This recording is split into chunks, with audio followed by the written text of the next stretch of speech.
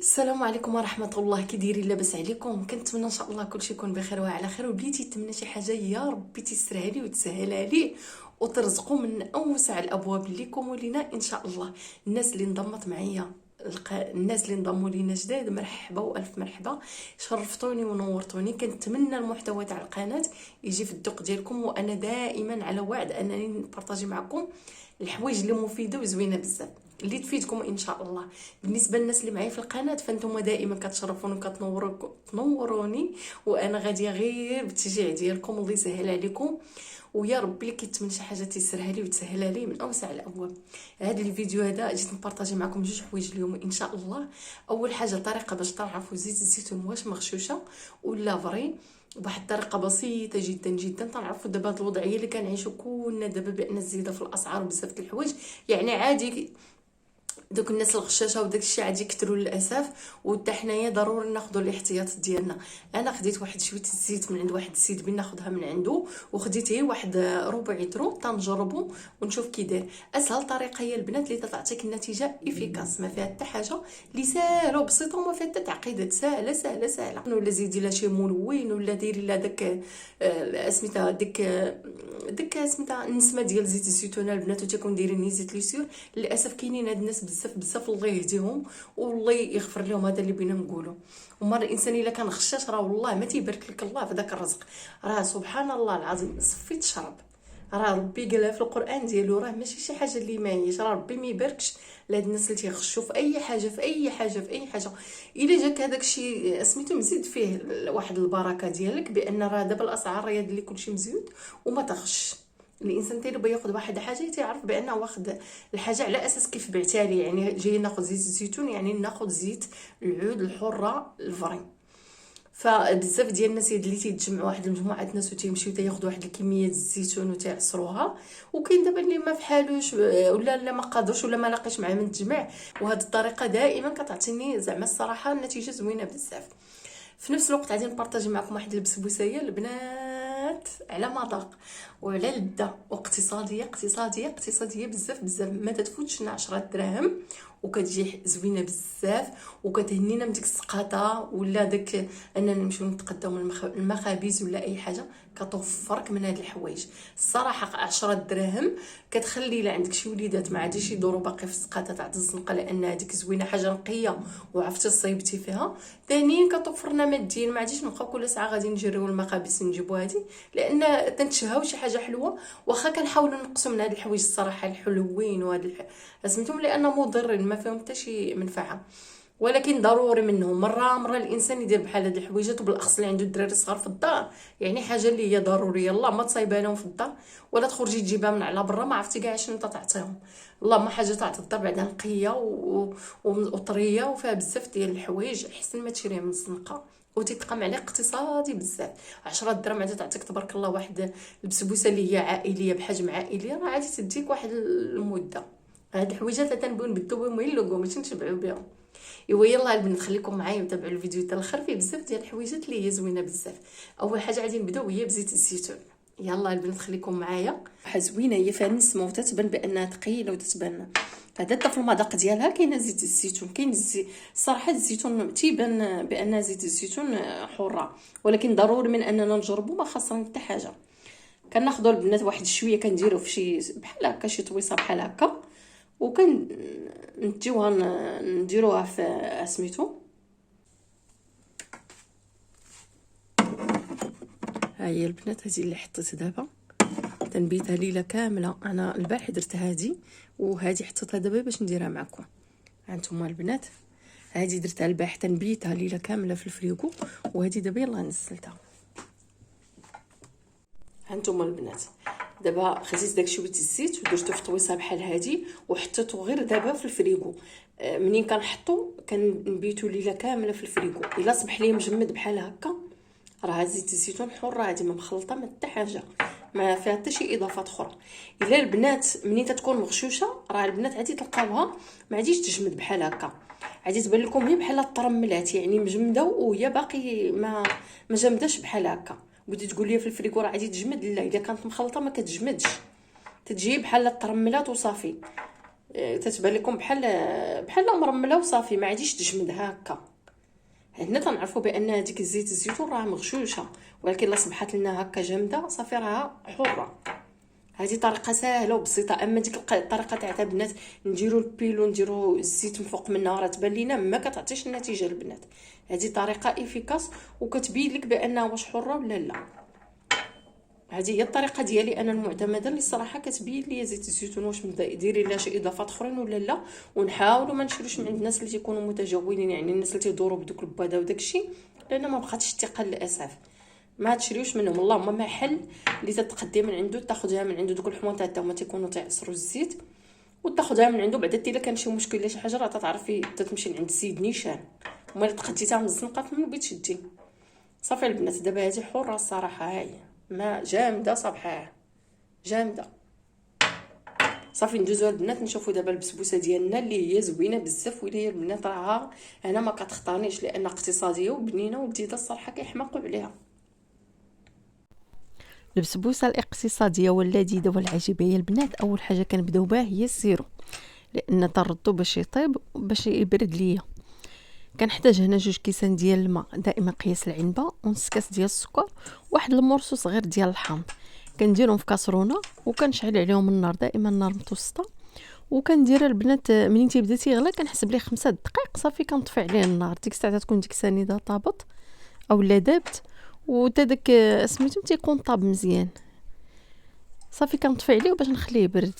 اول حاجه كنبدا بها هنا هي كندير رابعه ديال السميده الصفراء، كنضيف عليها نص كاس ديال الزيت، واحد القرصه الملحه، ونص كاس ديال السكر.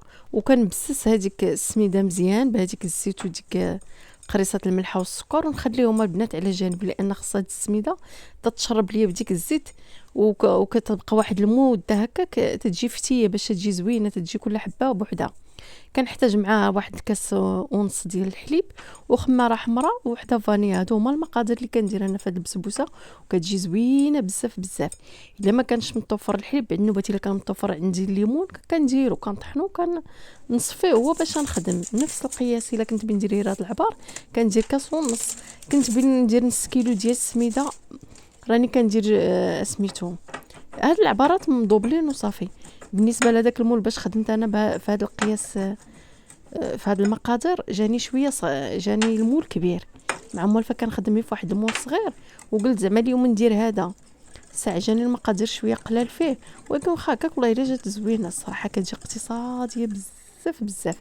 راني كنخلط كلشي، راه ما كاين ما سهل منها، كتجيني ساهله يا البنات، سهل منها ما كاين، دغيا كتوجد بلا تعب بلا مجهود الصراحه. كنخوض كلشي في دقه واحده، واخا في الاول تيكون جاري، راه ما حدي انا كنحرك في هذيك السميده وهي كتعقد وهي كتشرب. دائما تنكون موجده المول ديالي دهنته بالزبده ودهنته بالقليب ديك السميده، نيت من هذيك رابعه باش دهنت هذاك المول. وصافي البنات بعد ما كنخوضها تيكون الفران. انا دابا خرجت الخبز وباقي الفران عندي سخون، كندخلها ليه نيشان، كنطفي عليها من الفوق ونشعل عليه من التحت حتى تطيب وتطلع ليا ديك الحموريه في الجنب، وكنشعل عليه من الفوق ونطفيه من التحت وصافي دغيا كتوجد، ما تاخذ حتى شي وقت. هنا كنوريكم البنات الخبز اللي خرجت، كندير عليه الفوطه ندير عليه ديك الميكاب. تقولي علاش ندير هكا؟ نقول لكم ما عرفتش، شفت الوالده تدير هكا انا كندير هكا، تيقول لك تترجع فيه الروح. اش من روح والله ما عرفت.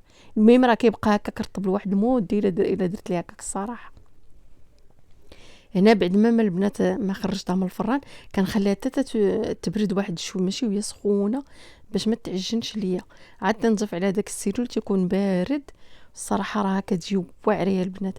داك السيرول كله هو شرباطو، وكتجي فنه تجي فتيه وكل حبه بوحدها.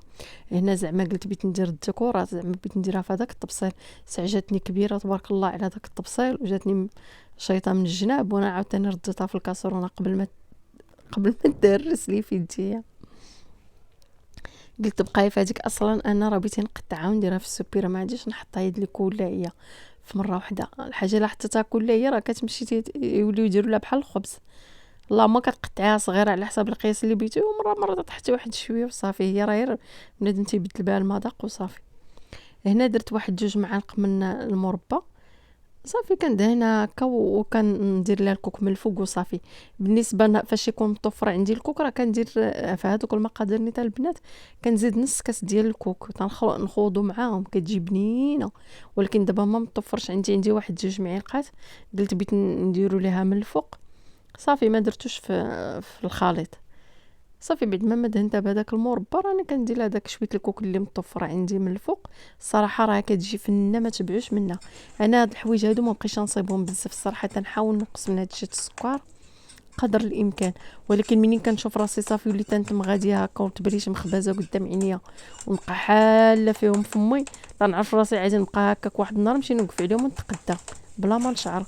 اللهم تنقول نصايب هاد الحوايج هكا في الدار مره منها راه كتفرحي راسك وتفرحي الناس اللي معاك في الدار، منها راه تطفي ديك اللفه تاع السكر تاع هذيك الحلوه. بعدا كما كان راه اقتصاديه وحاجه نقيه قديتها في دارك عرفتي شنو مقاده فيها طلعتها للوليدات طلعتها من قلبك مطمئن. يعني حاجه مزيانه وتتوفرك. الصراحه راه اقتصاديه، راه 10 دراهم باش طيح لنا دابا هادي 10 دراهم بهاد المقادير اللي دابا كلشي غالي.